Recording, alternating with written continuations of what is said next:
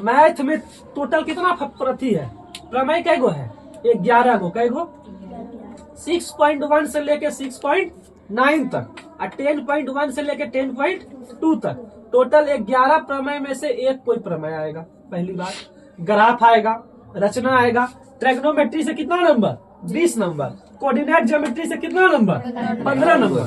समझे बात को। ऑब्जेक्टिव को एनी हाउ नहीं छोड़िएगा। टोटल 9 गो विधि है। कौन कौन, फिर से एक बार बोलिए। प्रतिस्थापन विधि, विलोपन विधि, वज्र गुणन विधि, गुणनखंड विधि, द्विघाती सूत्र विधि, पूर्ण वर्ग बनाने की, ये 6 विधि में अगर किसी विधि में प्रतिस्थापन पूछा है तो सेकेंड सिटिंग में विलोपन या वज्र गुणन पूछेगा, है ना।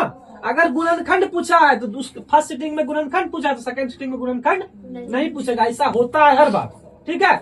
माध्य, माध्यक, बहुलक, माध्य निकालने की 3 विधि होती है, प्रत्यक्ष विधि, पग विचलन विधि और कल्पित माध्य विधि, ठीक है। बाबू रे अगर इंस्ट्रक्शन दे दे कि इसी विधि से काम करना है तब बनाएंगे। अगर इंस्ट्रक्शन नहीं दे, खाली बोले निकालिए, तो जो सबसे हल्का विधि है उसी विधि पे काम करेंगे। पहली बात है ना। घनाभ का वक्र पृष्ठीय क्षेत्रफल 2 into L plus B into H. घनाभ का संपूर्ण क्या 2 into L B plus B H plus H L. घनाभ का आयतन क्या एल बी एच। शंकु का वक्र पृष्ठीय क्षेत्रफल कितना पाई आर एल। शंकु का संपूर्ण पृष्ठीय क्षेत्रफल कितना pi R into R plus L. शंकु का आयतन कितना 1/3 पाई आर स्क्वायर एच।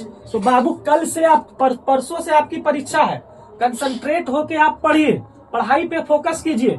मैट्रिक की परीक्षा है, समझ में आया ना। जितना पढ़ाए हैं सबको एकदम अच्छे से रिपीट कर लो। सबसे ज्यादा फार्मूला कॉपी पे ध्यान दो और मैराथन पे ध्यान दो। दूसरी बात, सिद्ध करे, पगला गए क्लास में हम बोलते बोलते पगला गए। सिद्ध करे √3 एक परिमेय संख्या, सिद्ध करे √2 एक परिमेय संख्या, सिद्ध करे √5 एक परिमेय संख्या। हमको लगता है ये चीज तो दिमाग में घुस गया होगा एकदम, आप नहीं भूली होगी। तो इसको नहीं छोड़ना है, प्रमेय को नहीं छोड़ना है, ग्राफ को नहीं छोड़ना है, रचना को नहीं छोड़ना है, समझ गए ना। ये सब चीज, छेदक रेखा को नहीं छोड़ना है, स्पर्श रेखा को नहीं छोड़ना है, समझ गए ना। तो इन सब चीजों पे ध्यान देना है। बंद कर दीजिए।